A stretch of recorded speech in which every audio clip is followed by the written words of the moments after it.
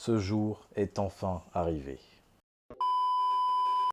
Oui, en effet, cela faisait bien longtemps que mon animé que je chéris ne m'avait pas mis sur le cul avec une révélation, pas forcément un combat, mais une révélation encore une fois, et je vais pas tarder plus que ça pour cet épisode 318, je m'appelle.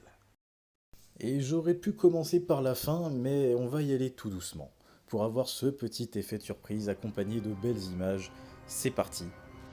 Cette séquence n'est pas anodine, on commence avec Zelef et Mavis, et c'est leur sentiment naissant, et c'est pas pour rien puisque quand on y réfléchit, ça aura beaucoup de sens en fin d'épisode. Cette relation va faire naître quelque chose, ou plutôt quelqu'un.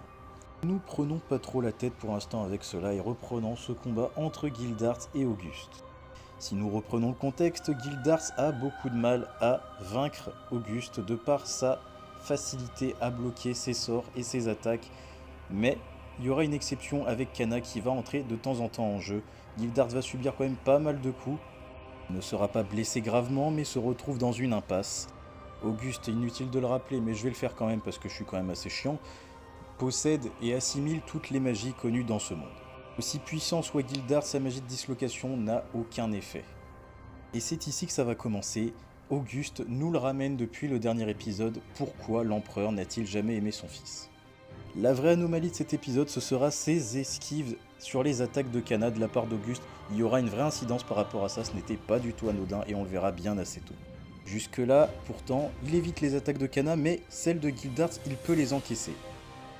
Plus on avance dans la review et plus je me dis que je me suis bien fait berner. Ces deux personnages ont un certain lien, assez étroit, nous allons le voir un peu plus tard, encore une fois. Avant de retrouver le combat Natsu-Zelef qui bat son plein, on va retrouver l'arcade Dragnir, pour qui j'ai prouvé comme une certaine badassitude qui va se faire tout de même malmener, et franchement je remercie pas l'animation pour ça.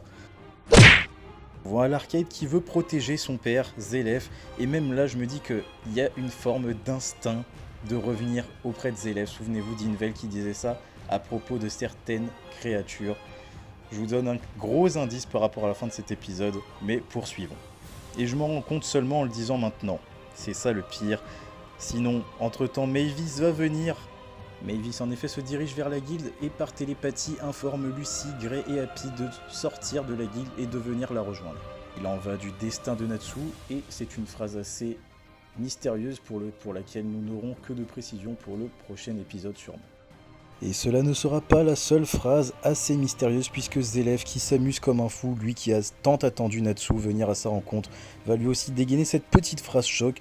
Ce doit être l'effet du maléfice paradoxal. Ce qu'on peut se dire c'est que Mavis et Zelef savent quelque chose sur Natsu que les autres ignorent. En attendant, Zelef va être rejoint par l'arcade Dragnir qui fait son entrée à son tour dans la guilde. L'arcade, qui est toujours à la recherche de l'amour de son père qui le rejette, va vouloir rendre service en bloquant Natsu avec ses pouvoirs évidemment de somnolence. Mais là, Zelef n'a compris qu'une seule chose, c'est qu'il vient d'interrompre son combat, fous-moi la paix, il n'y a pas plus explicite. Et c'est vrai que même moi j'ai de la peine qu'aucune reconnaissance ne soit faite à l'égard de l'arcade.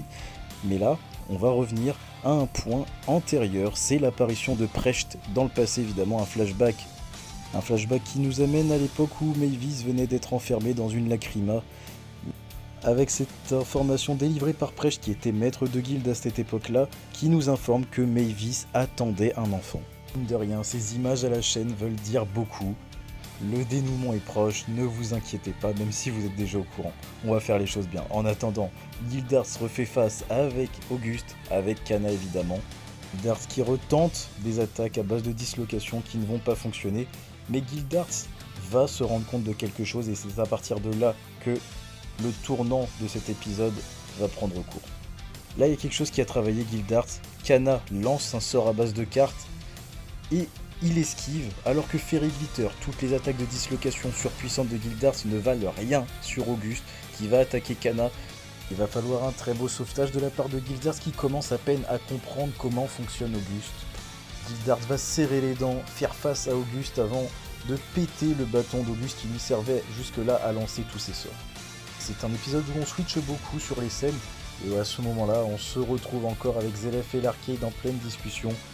Zelef d'un côté qui n'a pas d'enfant, l'arcade qui affirme qu'il est bien le fils de Zelef. qui a raison, qui a tort. Zélef rajoute en plus de ça qu'il n'est que un démon de Zélef et qui n'a servi qu'à créer Natsu. Et comme il était le plus réussi d'entre eux, de tous ces démons, il l'a appelé Dragnir. Tout cela sous les yeux d'un Natsu pour lequel j'ai bien envie de savoir quelle est sa réaction avant de renvoyer à une nouvelle fois l'arcade dormir contre le mur. Et là encore, je trouve qu'on nous a bien berné parce que toujours l'enchaînement des images laisse prêter à confusion et vraiment c'est bien joué de leur part. Cet enfant qui a une énergie surpuissante, une magie surpuissante, ni lumineuse ni ténébreuse sera abandonné par Precht lui-même, maître de la guilde à cette époque-là. Cet enfant ne lui en veut pas, il a quand même connu une enfance très difficile et cette image elle est splendide. Cet enchaînement d'images en effet est splendide parce que je n'ai rien vu venir, mais en attendant, Auguste et Gildarts se livrent à un énième duel, où Gildarts, comme je le disais précédemment, commence à comprendre comment Auguste fonctionne avec ce petit flashback d'il y a à peine 10 minutes dans l'épisode. Et oui, la seule faiblesse que recèle la magie d'Auguste, c'est dans la personnalisation des sorts, et c'est une des particularités de Kana avec ses cartes. Il l'a compris, Gildarts. Ça l'avait beaucoup travaillé, le fait qu'il puisse bloquer Fairy Glitter, en tout cas qu'il n'ait aucun dommage, même avec la dislocation de Gildarts. Mais les cartes de Kana, elles, il les esquivait. Et pour la première fois, on aura un Auguste en difficulté. Alors que je pensais être le seul à penser qu'Auguste se faisait du souci par rapport à l'enfance de l'arcade Dragnir avec Zélef, qui avait recueilli cet enfant par pur hasard, qui l'avait soigné et éduqué en quelque sorte.